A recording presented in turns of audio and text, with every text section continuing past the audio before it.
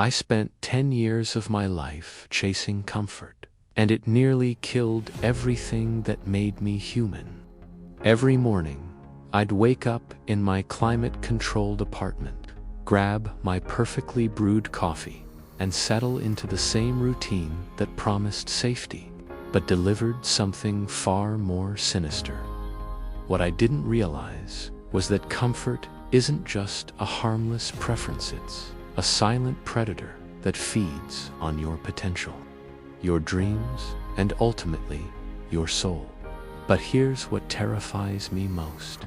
You might be its next victim, and you don't even know it. Let me paint you a picture of modern comfort addiction. It's not just about having a cozy couch or a stable job. It's about the systematic avoidance of anything that makes you feel uncertain, challenged, or alive. Think about your last week. How many times did you choose Netflix over that book you wanted to read? How many times did you scroll through social media instead of having that difficult conversation? These aren't just innocent choices, they're symptoms of a deeper disease that's eating away at who you're meant to become. The comfort zone isn't a place of rest. It's a prison with invisible bars, and most of us are serving a life sentence without even realizing we've been convicted. The science behind comfort addiction is both fascinating and terrifying. When we repeatedly choose the easy path, our brains literally rewire themselves to avoid discomfort at all costs. Neuroscientists call this neuroplasticity, basically, your brain's ability to change and adapt. But here's the twisted part. While your brain is designed to help you survive, it's also designed to keep you small. Every time you choose comfort over growth, you're training your neural pathways to seek safety over significance. Your brain starts producing less dopamine, the chemical that makes you feel motivated and alive, because it knows you'll just choose the easy option anyway. What does this mean for your soul? It means you're literally programming yourself to feel less, dream less, and become less. But the physical changes are just the beginning. The real destruction happens in your spirit, in that part of you that knows you're capable of more. I remember sitting in my comfortable office job, making decent money, with great benefits and zero stress. Sounds perfect, right? But I felt like I was dying from the inside out.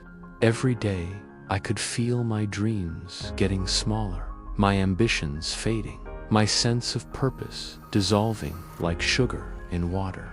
This is what psychologists call learned helplessness, when you become so accustomed to comfort that you forget you have the power to change your circumstances.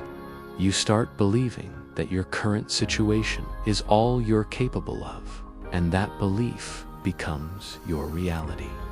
The most dangerous part, it happens so gradually that you don't notice until it's almost too late. Here's where it gets really dark. Comfort doesn't just stop you from growing, it actively makes you weaker. Think about your muscles. If you never lift anything heavy, they atrophy. They literally waste away.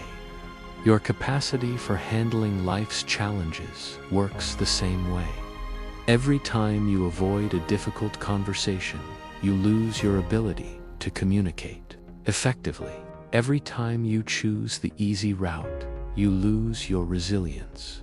Every time you stay in your comfort zone, you lose a piece of your strength. And before you know it, even small challenges feel impossible.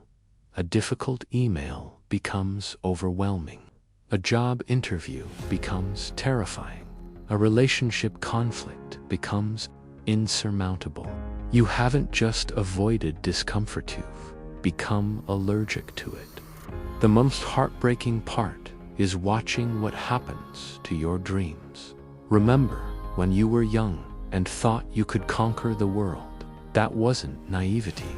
Was your soul speaking its truth?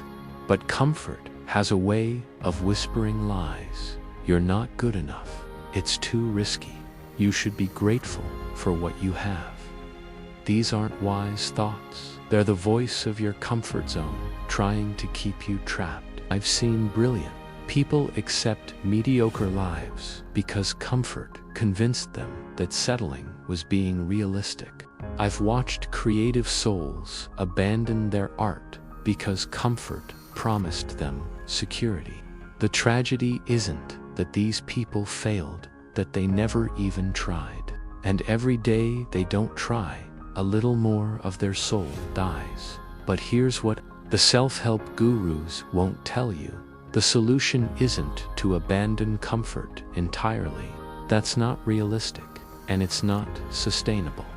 The real breakthrough came when I realized that comfort isn't the enemy in conscious, comfort is. There's a difference between choosing comfort strategically and being enslaved by it. The twist is that the most successful and fulfilled people in history didn't avoid comfort. They used it as a tool. They understood that comfort is meant to be a rest stop, not a destination. They knew when to embrace it and when to step away from it. The secret isn't in the comfort itself, it's in maintaining the power to choose. This is where everything changes. When you understand that your relationship with comfort is a choice, you suddenly have access to a superpower that most people never develop: the ability to voluntarily embrace discomfort. Think about it. Every single thing you admire about successful people came from their willingness to be uncomfortable. The entrepreneur who built that company you admire was uncomfortable when they quit their stable job. The artist whose work moves you was uncomfortable when they shared their first creation. The person you look up to was uncomfortable when they had those difficult conversations that changed their life. But here's the beautiful part. Once you develop this ability, comfort becomes even more enjoyable because you've earned it. You're not hiding from life, you're actively creating it. So where does this leave you? Right now, in this moment, you have a choice. You can close this video and return to the familiar patterns that brought you here in the first place. You can choose the comfort of not changing, of not growing, of staying exactly where you are. Or you can recognize that the discomfort you feel right now, that restless feeling, that sense that you're capable of more, that's not anxiety. That's your soul calling you home. The path forward isn't about destroying your comfort zone, about expanding it. It's about making friends with discomfort so that comfort becomes a choice rather than a prison. Start small. Have that conversation. Take that class. Apply for that job. Write that first page. The goal isn't to be uncomfortable all the time. It's to remember that you have the power to choose discomfort when it serves your growth. Your soul isn't asking you to suffer, it's asking you to live. And sometimes, the most comfortable thing you can do is to step outside your comfort zone and remember who you really are.